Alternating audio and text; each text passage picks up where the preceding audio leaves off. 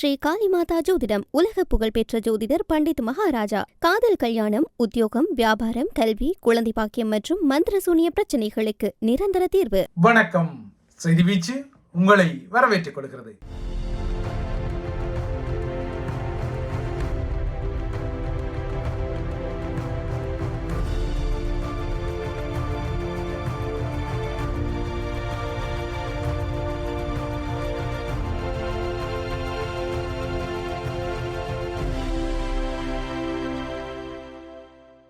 Hormuz நீரிணை மீண்டும் ஈரானால் அதிரடியாக மூடப்பட்ட நிலவரங்கள். மீண்டும் அமெரிக்கா ஈரான் மீது இன்று காலையும் பல இடங்களில் தாக்குதல் நடத்திய பின்னணியில் இன்றைய செய்தி வீச்சு உலக நிலவரங்களையும் இலங்கை நிலவரங்களையும் கொண்டு வர காத்திருக்கின்றது. முதலில் இலங்கை மீது ஒரு பார்வையை பதிக்கலாம். ஸ்ரீலங்கா சிறைகளின் டைம் பாம் அபாய நிலைமை காரணமாக இந்த மாத இறுதியில் பிரான்சுக்கு திட்டமிடப்பட்ட தனது பயணத்தை ஸ்ரீலங்காவின் அரசு தலைவர் அனுரகுமார திசாநாயக்கா பிற்போட்டிருக்கின்றார்.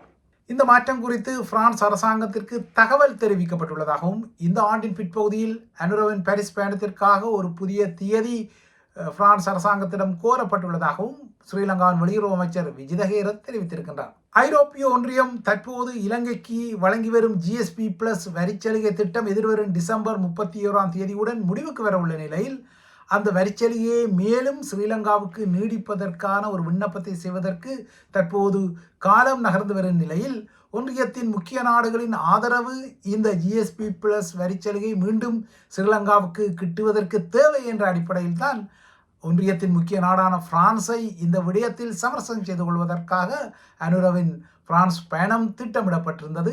ஆனால் இந்த பயணம் தற்போது நீர்கொழும்பு சிறை கலவரங்களால் ஏற்பட்ட நாட்டின் உறுதியற்ற நிலைமை காரணமாக பிற்போடப்பட்டுள்ளது.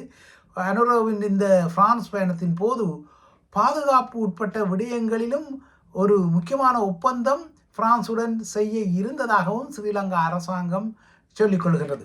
ஆரம்பத்தில் கூறியது போல ஸ்ரீலங்கா சிறைகளில் உள்ள தற்போதைய தீவிரமான டைம் பாம் அபாய நிலை, அதாவது எந்த வேளையிலும் எல்லா சிறைகளிலும் நெருக்கடிகள் மற்றும் கலவரங்கள் வெடித்து சிதறலாம் என்ற ஒரு நிலைமை இருக்கும் பின்னணியில் தான் ஸ்ரீலங்காவின் நீர்கொழும்பு சிறை வளாகத்தில் இந்த கலவரங்களுக்கு பின்னர் நடத்தப்பட்ட தேடுதல் நடவடிக்கையின் போது நூற்றுக்கணக்கான நாட்டு ஆயுதங்கள் அந்த வளாகத்தில் கண்டுபிடிக்கப்பட்டுள்ளன.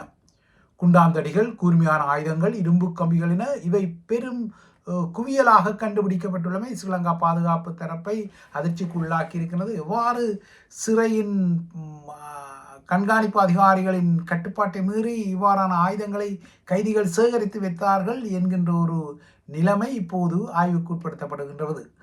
குறிப்பாக சிறையில் கலவரம் கடந்த திங்களன்று உச்சக்கட்டத்தில் இருந்தபோது கைதிகள் அனைவருமே தங்களை ஆயுதபாணிகளாக்கிக் கொள்வதற்காக சிறையின் சமையலறை பகுதிக்கு புகுந்து அங்கிருந்த பெரிய கத்திகள் உட்பட்ட சமையலறையில் இருந்த கூர்மையான சமையல் கருவிகளையும் சமையலறையில் இருந்த தேங்காய்களையும் எடுத்து சென்றதாகவும் இந்த தேங்காய்களால் தான் சிறை அதிகாரிகளின் தலைகளை கைதிகள் கொடூரமாக தாக்கியதாகவும் இந்த தேங்காய்களின் தாக்குதலாலும் சிறை அதிகாரிகளின் மண்டைகள் உடைந்து அவர்கள் பலியானதாகவும் கூறப்படுகின்றது.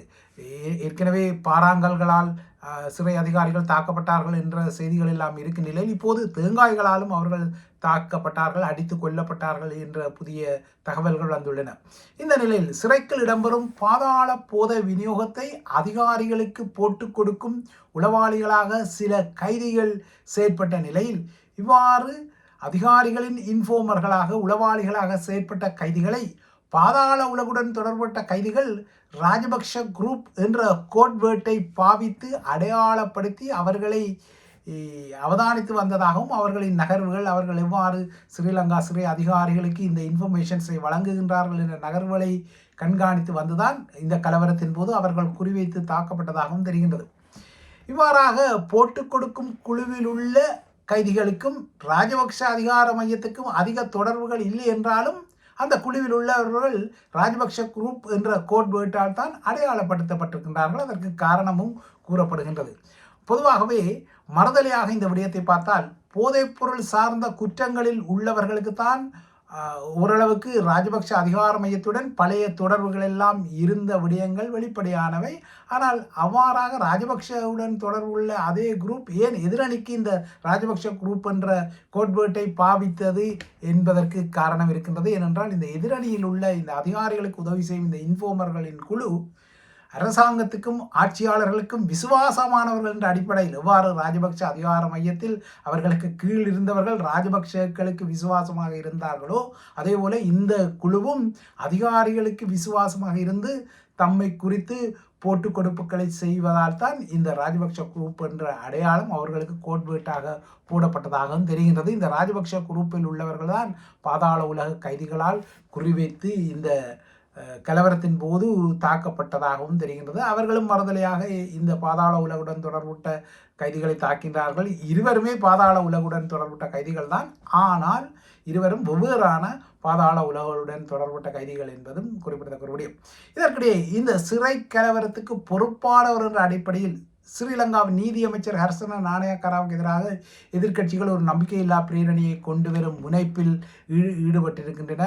அந்த வகையில் இந்த நம்பிக்கையில்லா பிரேரணைக்கான கையொப்பங்கள் எல்லாம் சேர்க்கப்பட்டு வருகின்றன. நேற்று முன்தினம் வெள்ளிக்கிழமை இந்த நம்பிக்கையில்லா பிரேரணை குறித்த மனுவில் எதிர்க்கட்சி தலைவர் சஜித் பிரேமதாசா ஒப்பமிட்டிருக்கின்றார். நாடாளுமன்றத்தில் ஆட்சி தரப்புக்கு 3/2 பெரும்பான்மை பலம் இருப்பதால் இந்த பிரேரணை, அதாவது ஹர்ஷன நாணயக்காராவுக்கு எதிரான நம்பிக்கையில்லா பிரேரணை ஒருபோதும் வெற்றியடைய போவதில்லை என்பது இந்த நம்பிக்கையில்லா பிரேரணையை சமர்ப்பிக்க முன்னரே தெரியக்கூடிய ஒரு விடயம். இதனை யாவருமே உணர்ந்து கொள்வார்கள். என்றாலும் அடையாள குறியீடின் அடிப்படையில் எதிர்க்கட்சிகள் ஹர்ஷன நாணயக்காராவுக்கு எதிராக இந்த நம்பிக்கையில்லா பிரேரணையை முன்னகர்த்த முடிவு செய்துள்ளன. கடந்த சில வருடங்களுக்கு முன்னர் மகரச் சிறையிலும் இவ்வாறான கலவரங்கள் இடம்பெற்று சில கைதிகள் பலியான போது கைதிகளின் பாதுகாப்புக்கு அரசாங்கமே பொறுப்பு என அப்போது நாடாளுமன்றத்தில் எதிர்க்கட்சியின் உறுப்பினராக இருந்த அனுர உரையாற்றிய போது எடுக்கப்பட்ட பழைய காணொளி காட்சிகளை இப்போது எதிர்க்கட்சிகள் சமூக ஊடகங்களில் பரவ விடுகின்றனர். என்றால் அப்போது எதிர்க்கட்சியாக இருக்கும்போது அனுர என்ன சொல்கின்றார் என்றால் கைதிகளுக்கு அரசாங்கம் தான் பொறுப்பு என்கின்றார். ஆனால் இப்போது அவர் அரசாங்க தரப்பில் இருக்கின்றார். ஸ்ரீலங்காவின் அரசு தலைவராக இருக்கின்றார். அவரது அரசாங்கம் ஆட்சியில் இருக்கின்றது. ஆனால் கைதிகளுக்கு யார் பொறுப்பு என்பதில் அரசாங்கம் இதுவரை ஒரு கமுக்கமாக இருப்பதால் தான் எதிர்க்கட்சியினர் இந்த பழைய காணொளிகளெல்லாம் போட்டு அப்போது இப்படி சொன்னீர்களே இப்போது இந்த விடயத்தில் பம்மிக் கொள்கின்றீர்களே என எள்ளல் செய்வதையும் அவதானிக்கக்கூடியதாக இருக்கின்றது. இதற்கிடையே முக்கிய பாதாள கிங்பின்கள் மீது ராஜபக்ஷ அதிகார மையங்களின் ஊழலுக்கு எதிராகவும் தாம் தொடர்ச்சியாக அதிரடியான நடவடிக்கைகளை எடுத்து வருவதால் இந்த நடவடிக்கைகளை திசை திருப்பத்தான் நீர்கொழும்பு சிறை கலவரம் தூண்டப்பட்டதாகவும் நடத்தப்பட்டதாகவும் ஒரு ஐயம் அரசாங்கத்துக்கு இருப்பதால் இந்த ஐயத்தை ஓரளவுக்கு தற்போது விசாரணைகளை நடத்தி வரும் சிஐடியினரும் முகர்ந்து பிடித்திருப்பதால் தான் அனுரவின் பிரான்சுக்குரிய பயணமும் இந்த காரணங்களால், அதாவது இவ்வாறான கலவரங்களை ஏனைய சிறைகளில் நடத்துவதற்கு இவ்வாறான சதியாளர்கள் முயற்சிகள் செய்வதால் இந்த வேளை தான் நாட்டை விட்டு செல்வது பொருத்தமாக இருக்காது என்ற அடிப்படையில் அனுர தனது பிரான்சுக்குரிய பயணத்தை பிற்போட்டிருக்கின்றார். இந்த மாதத்தின் இறுதி பகுதியில் அவர் பிரான்சுக்கு பயணப்பட திட்டமிட்டவை ஒரு வெளிப்படையான விடயம். இவை இலங்கை சார்ந்த விடயங்கள். அடுத்து உலக விடயங்களை நோக்கி கொண்டார். ஹோர்மூஸ் நீரிணையில் மீண்டும் ஒரு கப்பல் மீது ஈரான் நடத்திய தாக்குதலுக்கு பதிலடியாக ஈரான் மீது அமெரிக்கா இன்று அதிகாலை மீண்டும் கடுமையான குண்டுவீச்சு தாக்குதல்களை நடத்தியுள்ளது. அமெரிக்காவின் இந்த தாக்குதல்களை அடுத்து மறு அறிவிப்பு வரும் வரை ஹோர்மூஸ் நீரிணை அனைத்து கப்பல்களுக்கு மூடப்படுவதாக ஈரானும் பதிலடியாக ஒரு அறிவிப்பை வெளிப்படுத்தியுள்ளது. ஹோர்மூஸ் நீரிணை இப்போது தொழில்நுட்ப ரீதியாகவும் நடைமுறை ரீதியாகவும் மூடப்பட்டிருப்பதால் நிச்சயமாகவே உலக சந்தையில் எண்ணெய் சடுதியாக விலை உயரும் என்பது எதிர்பார்க்கத்தக்க ஒரு விடயம். நேற்று சைப்ரஸின் கொடியை தாங்கிய ஒரு கொள்கலன் கப்பல் ஒன்றை ஈரான் தாக்கியிருந்தது. இந்த கொள்கலன் கப்பல் தான் சொன்ன வழியால் ஹோர்மூஸில் பயணிக்காமல் ஓமான் கடற்கரைக்கு அருகாமையில் பயணித்ததால் இந்த தாக்குதலை ஈரான் நடத்தியிருந்தது. இந்த தாக்குதல் அமெரிக்காவை மீண்டும் சீற்றப்படுத்தி இருந்ததால் இன்று அதிகாலை ஈரான் மீது 140 இலக்குகளில் அமெரிக்கா வான்வழி தாக்குதலை நடத்தியிருக்கின்றது. இது இந்த வாரத்தில் ஈரான் மீது நடத்தப்பட்ட 3வது கட்ட தாக்குதலாகவும் அமைகின்றது. இந்த வாரம் மொத்தமாக 300க்கும் மேற்பட்ட இலக்குகள் மீது அமெரிக்கா தாக்குதலை நடத்தியிருக்கின்றது. வழமை போலவே இந்த தாக்குதலுக்கு அமெரிக்கா காரணங்களை சொல்கின்றது. இந்த தாக்குதல்கள் மூலம் ஈரானிய ஏவுகணை மற்றும் ட்ரோன் ஏவுதளங்கள் அளிக்கப்பட்டதாகவும், கடற்படை மையங்கள் இலக்கு வைக்கப்பட்டதாகவும், வெடிமருந்து களஞ்சியங்கள் மற்றும் அது சார்ந்த வசதிகள், தகவல் தொடர்பு வலையமைப்புகள், கடலோர கண்காணிப்பு இடங்கள் இலக்கு வைத்து தாக்கி அளிக்கப்பட்டதாகவும் அமெரிக்க படைத்தரப்பு இன்று அதிகாலை குறிப்பிட்டிருக்கின்றது. கெர்மான் நகரம் உட்பட்ட பல பகுதிகளிலும், ஹோர்மோஸ் நீரிணைக்கு அருகிலும், ஈரானின் பாகிஸ்தானுக்கு அருகில் அமைந்துள்ள இடத்திலும் அமெரிக்க தாக்குதல்கள் இன்று அதிகாலையில் நடத்தப்பட்டன. முன்னதாக ஈரானிய தாக்குதலுக்கு உள்ளான ஹோர்மோஸ் நீரிணையில் இலக்காகிய அந்த கப்பலின் பணியாளர்கள் இந்த தாக்குதலால் தமது கப்பல் எரிந்து கொண்டிருப்பதால் அந்த கப்பலில் இருந்து அந்த கப்பலை கைவிட்டு அதிலிருந்து வெளியேறி இன்னொரு களத்தில் பாதுகாப்பாக கரை அடைந்ததாக பிரித்தானியாவின் கடல்சார் பாதுகாப்பு அமைப்பு இன்று அதிகாலை அறிவித்திருக்கின்றது. ஆக மொத்தம் ஒரு கப்பலை தாக்கியதை ஈரானும் மறுக்கவில்லை. ஆனால் இந்த கப்பல் தாம் சொன்ன வழியால் பயணிக்காமல் ஓமானுக்கு அருகில் பயணித்ததால் தான் எச்சரிக்கையாக இந்த தாக்குதலை நடத்தினோம் என ஈரான் கூறுகின்றது. இதனடுத்து தான் ஈரான் மறு அறிவிப்பு வரும் வரை ஹோர்மூஸ் நீரிணை மூடப்படுவதாக இன்று அதிகாலை அதிரடியாக அறிவித்தது. அதன் பின்னர் ஜோர்டானில் உள்ள ஹசன் விமானத்தளத்தை அது தாக்கியது. ஜோர்டானில் உள்ள இந்த விமான படைத்தளம் அமெரிக்க படைத்தளம் அல்ல, மாறாக ஜோர்டானுக்குரிய படைத்தளம். ஆனால் அதனையும் ஈரான் தாக்கி இருக்கின்றது. தலைநகர் அம்மானிலிருந்து வடமேற்கு 117 கிலோமீட்டர் தூரத்தில் உள்ள இந்த ஹசன் தளத்தில் முக்கியமான போர் விமானங்கள் தரித்து நிற்பது வழக்கமாக இருக்கும் நிலையில்தான் பெலிஸ்டிக் ஏவுகணைகளை பயன்படுத்தி இந்த தளத்தில் உள்ள ஒரு கட்டளை மையத்தையும் ட்ரோன் களஞ்சியம் ஒன்றையும் தாம் அளித்ததாக ஈரான் உரிமை கோரியிருக்கின்றது. ஈரானின் கடலோர தளங்கள் மற்றும் தொலைத்தொடர்பு கோபுரங்கள் மீது அமெரிக்கா நடத்திய வான்வழி தாக்குதல்களுக்கு இது உடனடியான ஒரு பதிலடி தாக்குதல் என்றும் ஈரானிய இராணுவம் கூறியுள்ளது. இதேபோல கட்டார், பஹ்ரைன் மற்றும் குவைத் மீதும் தாம் தாக்குதல்களை நடத்தியதாக ஈரான் உரிமை கோரியுள்ள நிலையில்தான் அமெரிக்கா இன்று அதிகாலை 140 இலக்குகளில் தாக்குதலை நடத்தியிருக்கின்றது. இந்த தாக்குதல்களால் ஈரானிய தரப்பிலும் பெரும் சேதம் ஏற்பட்டிருக்கலாம் என கருதப்பட்ட போதிலும் இதுவரை என்னென்ன தளங்கள் அளிக்கப்பட்டன என்பது குறித்த விவரங்கள் வெளியே வரவில்லை.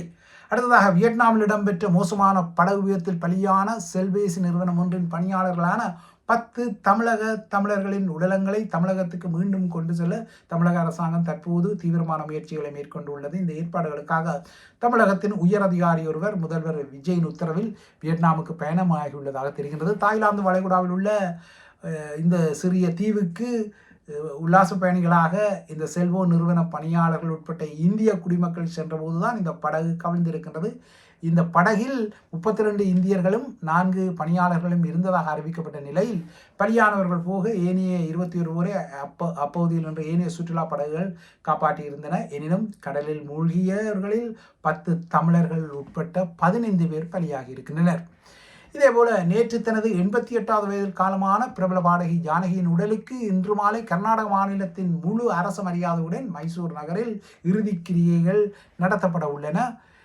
இந்த பதிவு பதியப்படும் போது மைசூரில் உள்ள மகாராஜா கல்லூரி மைதானத்தில் எஸ் ஜானகியின் உடலுக்கு அஞ்சலி செலுத்தப்பட்டு வந்தது.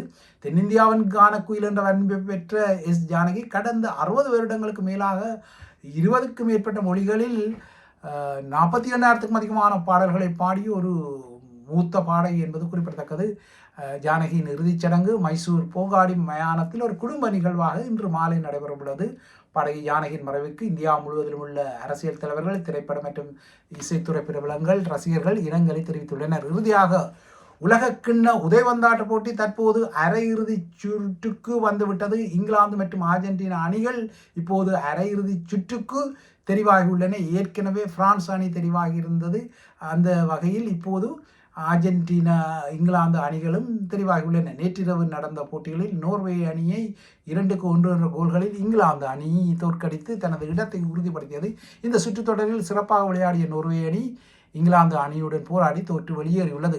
ஆட்டத்தின் 36வது நிமிடத்தில் முதல் கோலை அடித்த நோர்வேக்கு அதற்கு பின்னரான எந்தவித கோல்கள் அடிக்கும் வாய்ப்பும் கிட்டவில்லை. ஆயினும் ஆட்டத்தின் முதல் பாதியும் மேலதிக நேரத்தில் ஒரு கோலையும் பின்னர் ஆட்டத்தின் மேலதிகமான 30 நிமிட நேரத்தில் இன்னொரு கோலையும் அடித்து இங்கிலாந்து அணி வென்றது.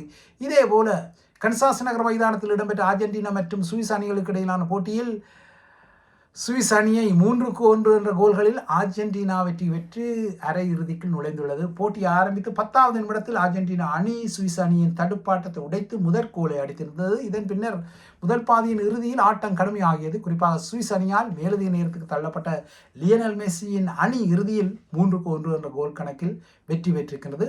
சுவிஸ் அணியும் ஒரு அபாரமான ஆட்டத்தை இங்கு ஆடியமை குறிப்பிடத்தக்கது. இவைதான் ஐபிசி தமிழின் செய்தி வீச்சு. தொடர்ந்தும் ஐபிசி தமிழுடன் இணைந்திருங்கள்.